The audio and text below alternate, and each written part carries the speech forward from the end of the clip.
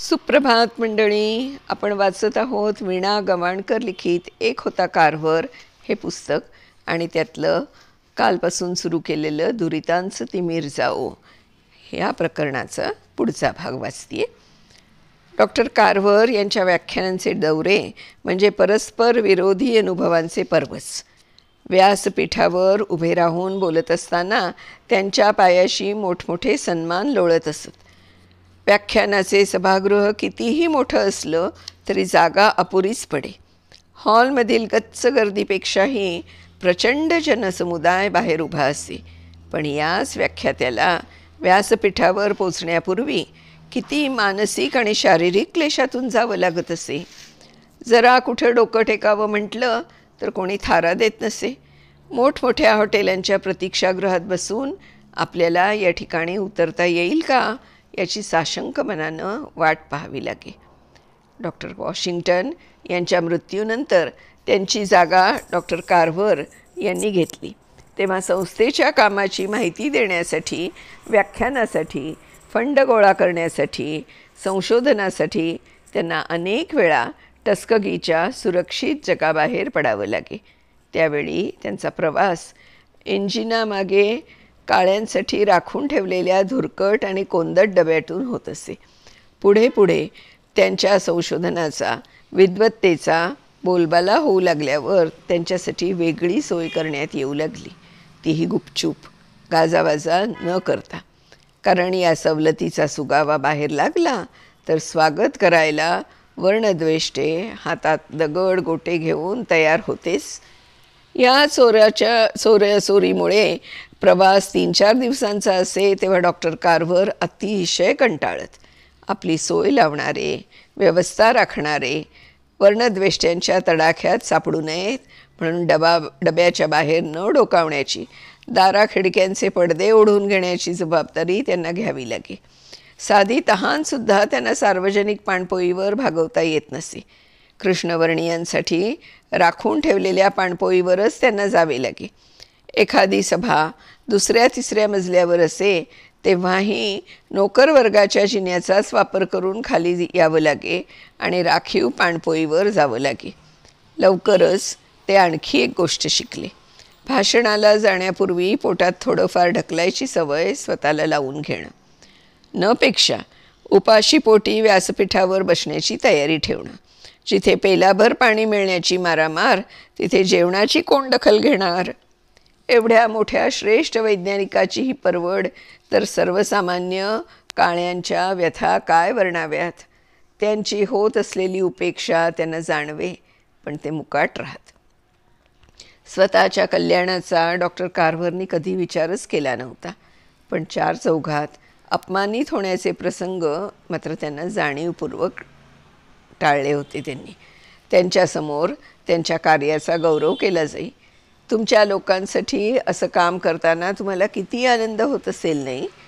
माझ्या मार्गातला एक जरी दगड तुम्ही बाजूला केला असता तरी माझा मार्ग किती सुकर झाला असता, असं डॉक्टर कारभारांचं मौन उत्तर असे ह्याच्यावर. कित्येकदा नवख्या शहरात त्यांना भर उन्हात रस्ते तुडवावे लागत, कारण सर्वच हॉटेलातून काळ्यांना प्रवेश नसे. ही मानहानी टाळण्यासाठी त्यांना किती शारीरिक आणि मानसिक यातना भोगाव्या लागत असतील ते विचारूच नका. टस्कगी सोडून प्रवासाला निघताना त्यांना मनाची एवढी तयारी करावी लागे ती त्यांचे तेच जाणवत. आपल्या व्यक्तिगत सुरक्षिततेसाठी टस्कगी बाहेर जाणं त्यांनी कधीच टाळलं नाही. पण बाहेरच्या जगातील वर्णविखाराचं मात्र त्यांना मनस्वी वैषम्य वाटे. ते फार व्यथित होते. असे सारे असूनही शरीराने साथ दिली. जोपर्यंत त्यांच्या शरीराने प्रवास झेपवला तोपर्यंत त्यांनी आपल्या कर्तव्याच्या आड कोणतीही वैयक्तिक गोष्ट कधीच येऊ दिली नाही. अंधारात दीप उजळण्यासाठी त्याची संधी त्यांनी कधी सोडली नाही. जास्तीत जास्त वर्णद्वेष आणि कमीत कमी साक्षर असलेल्या मिसिसिपी राज्यातही त्यांनी YMCAच्या मदतीने व्याख्यानांचा दौरा काढला आणि या दौऱ्याविषयी मिसिसिपीच्या सिनेटर म्हणाला, टस्कगीच्या या शेंगदाणेवाल्याकडे आमच्या म्हणजे गोऱ्या लोकांच्या मुलांनी ऐकावं असं काय असणार. या राज्यात ठिकठिकाणी काळ्या तुझं तोंड काळं कर अशा फलकांनी त्यांचं स्वागत झालं. तशाही परिस्थितीत त्यांनी व्याख्यानं दिली. विद्यार्थी श्रोत्यांनी उत्तम प्रतिसाद दिला.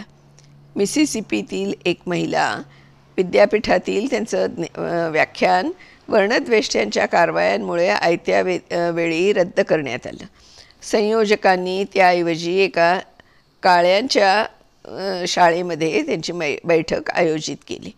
या बैठकीला आपल्या विद्यार्थ्यांनी हजर राहू नये असा गौरवर्णी यांच्या शाळा प्रमुखांनी फतवा काढला.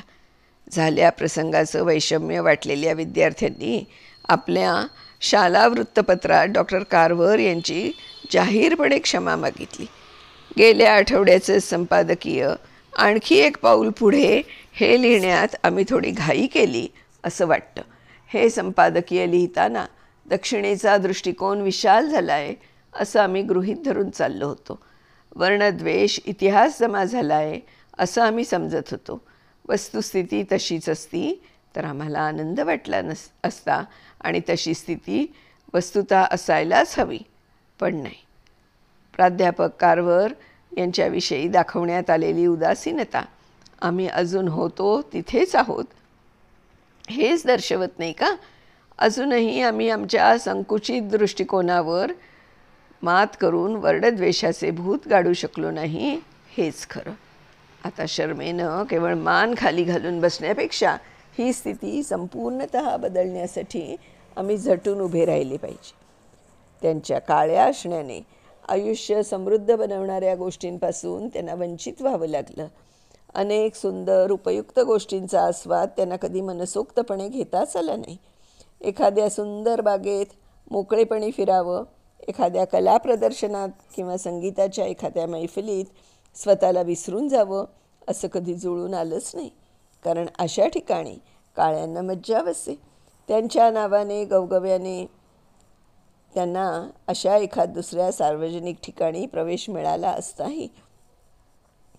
पण त्यावेळी आजूबाजूने होणारी कठोर टवाळी त्यांना सहन करावी लागली असती.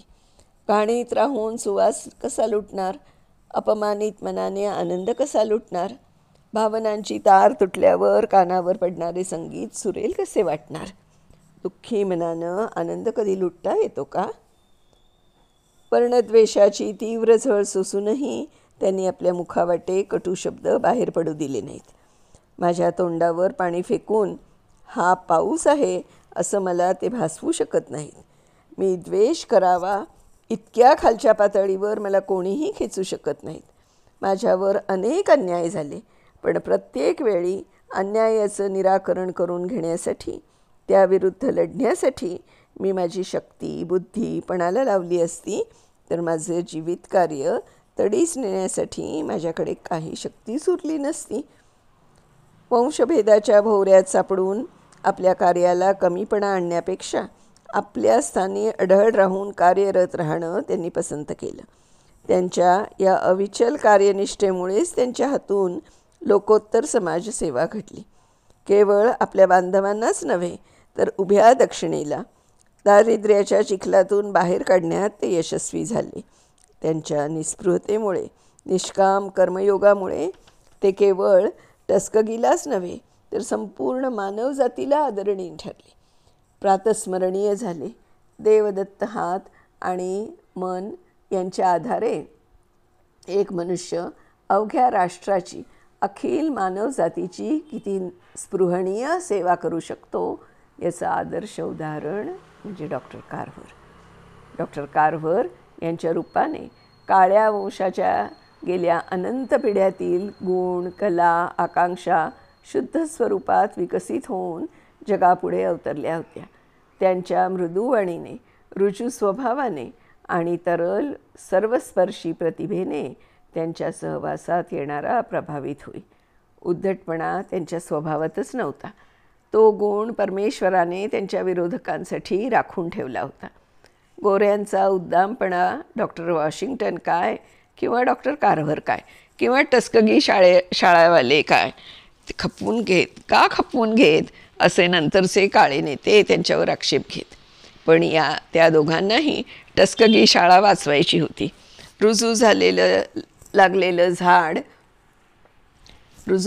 झाड समूळ उखडणं जाण्यापेक्षा ते जोमदारपणे कसं वाढेल याची अधिक काळजी घ्यायला हवी होती. म्हणून वेळप्रसंगी अवहेलना सहन करूनही ते शाळेला धक्का लागू देत नसत आणि या दोघांचं असामान्यत्व जाणून असणारी इतर टस्कगी शाळावाली मंडळी त्यांच्या सुजाण मानव बनवण्याच्या कार्यात अडथळे येऊ नयेत, हे कार्य खंडित होऊ नये म्हणून मन व्यथित करणाऱ्या घटनांकडे दुर्लक्ष करून त्या दोघांना सहकार्य देत होते. ऑस्टिन कर्टिस विचारतो, आताची काळे नेते मंडळी कुठून उगवली? कार्वर किंवा वॉशिंग्टन यांच्या निस्वार्थी समर्पित जीवनाचे खतपाणी घेऊन मशागत झालेल्या समाजातूनच ना? किती आकाशातून टपकली? रसायनशास्त्रातील त्यांचे प्रगाढ ज्ञान बुचकळ्यात टाकणारे होते. साध्य प्राप्तीसाठी वापरावयाचं साधन म्हणून ते विज्ञानाकडे, रसायनशास्त्राकडे पाहत. त्यांचे साध्य होते मनुष्याच्या गरजा जास्तीत जास्त प्रमाणात भागवणे. त्यासाठी त्यांनी हे साधन भरपूर राबवलं. शेतीमालाचा उपयोग अन्न आणि कपडा या पलीकडे आणखी कशासाठी होऊ शकेल, किंवा उद्योगधंद्यांना कच्चा माल म्हणून जो प्रचंड प्रमाणावर वापरता येईल असे सांगणारा द्रष्टा यापूर्वी कोणीही पुढे आला नव्हता. औद्योगिकरणाच्या नव्या टप्प्याची सुरुवात डॉक्टर कार्व्हर यांच्या संशोधनातून झाली. जो शेंगदाणा 1896पर्यंत अमेरिकेत उपेक्षित होता, त्यानेच अमेरिकेच्या कृषी उत्पादनात आता 6व्या क्रमांकाचं स्थान पटकावलं होतं. भूमिगत सुप्तधनाचा शोध त्यांनी लावला होता. लोक या धनाकडे पुरेसे आकर्षित झाल्यावर ते दुसऱ्या शोधांच्या मागे लागले होते. आता भविष्यात बाजारपेठेची काळजी उरणार नव्हती. कारखानदारांना कच्चा मालाचा तुटवडा पडणार नव्हता. विशेष समाधानाची गोष्ट म्हणजे डॉक्टर कार्व्हर यांच्या हयातीतच या उज्ज्वल भविष्याची पहाट झाली होती. एक प्रदीर्घ अंधार यात्रा संपली होती. मंडळी, इथे हे प्रकरण संपतंय. उद्यापासून आपण दुसऱ्या प्रकरणाची सुरुवात करूया. तोपर्यंत बाय बाय.